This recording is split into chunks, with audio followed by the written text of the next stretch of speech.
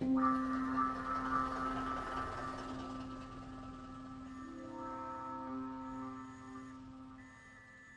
India, 28% of India's population did not have access to a doctor.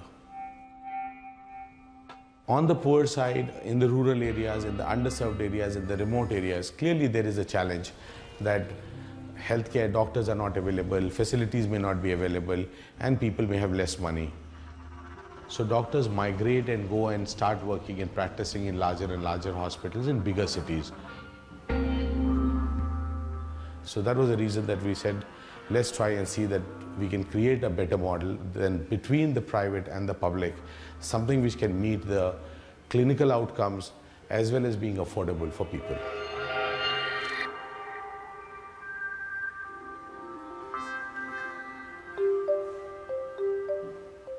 I belong to, a typical middle class family from a small town in India, and the aspirations of parents in those small towns always was that you have two kids, one should be a doctor, one should be an engineer.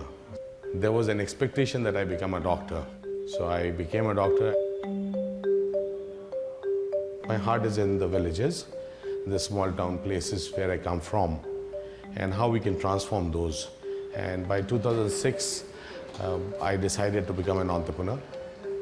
The other catalyst was that I lost my father to an unnecessary surgery in a very expensive big hospital.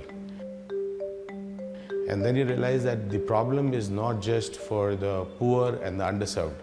The problem of healthcare being broken is almost everywhere. Now we expect a human doctor to study so much and so hard that he will remember everything in his mind and he will be able to take the right decision, or he'll know the right question to ask every time. That is impossible. Therefore, what you need actually is that you need to rethink how we are delivering healthcare. And that is the reason that you need to innovate and find a better solution.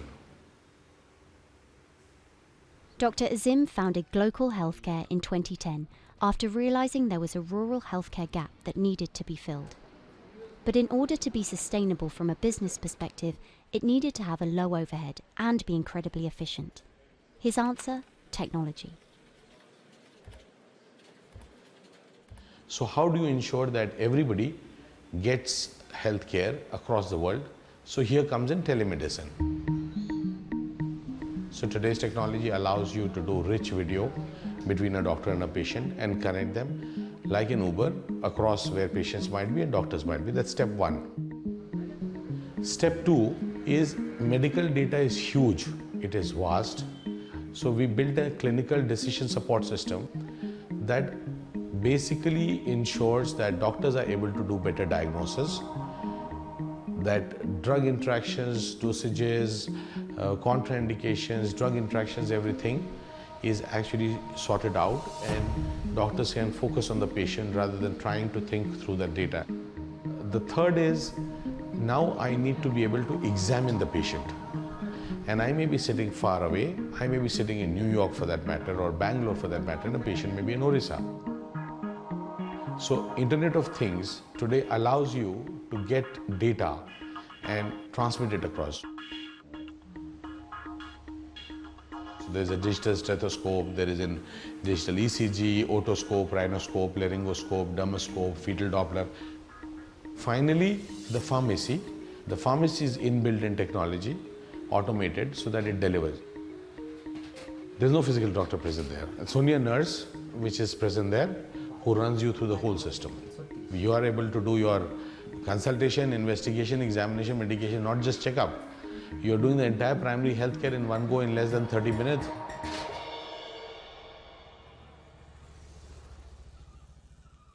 So what we have done is, we have taken consultation, lab and a pharmacy, the clinic, pharmacy and lab, put them back together into one single whole, which primary care actually should be, bring down the cost, both in terms of money and time, and remove medical errors by using artificial intelligence. So by this what we have done is we have solved the problem of how to deliver primary healthcare, not just in urban areas, rural areas, islands, remote areas. The one which we have innovated very recently, which is what we call Hello Life CX, is the brand name that we've given to it, which is absolutely small. It's like 64 square foot, 8 feet by 8 feet, which can be installed anywhere. A general primary consultation along with medication and investigation, the whole thing, we are doing for as low as $4.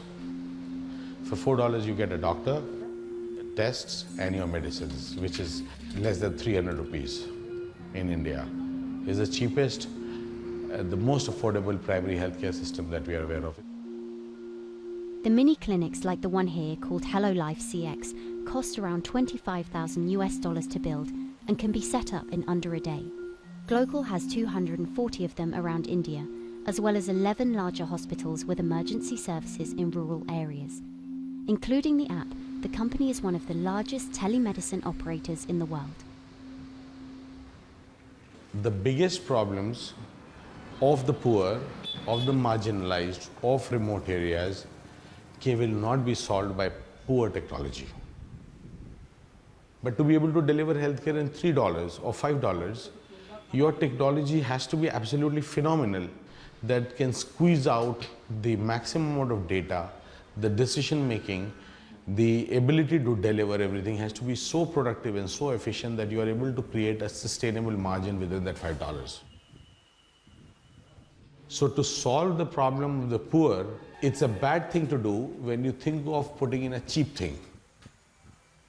You have to be able to put the most expensive piece of technology which can create so much of productivity that the product itself can be cheaper in the hands of the person.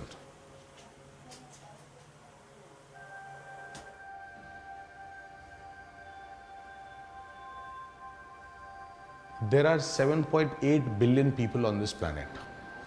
It was becoming inevitable that technologies will have to provide a solution that whatever can be done without the doctor having to travel or the patient having to travel. I think this pandemic has only catalyzed this movement. Certainly in India and in a lot of Asian African countries, when people are poor and the money is less, healthcare is sought only for the wage earner. Because this guy is earning, he's an earning member of the family. If he falls ill, they will seek healthcare.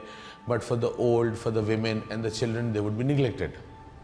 And we are seeing, and this is probably the most gratifying thing that you see, that almost 50% of the patients are women, which it should be because you are 50-50 in the population. So which means that it has increased the equity in the society, the justice in the society. So healthcare access is no longer limited to wage earner or the upper caste or the privileged members or the richer members of the society, but everybody. It is coming in faster. It is bringing the cost down, so reducing poverty, and the biggest thing is that it is available everywhere.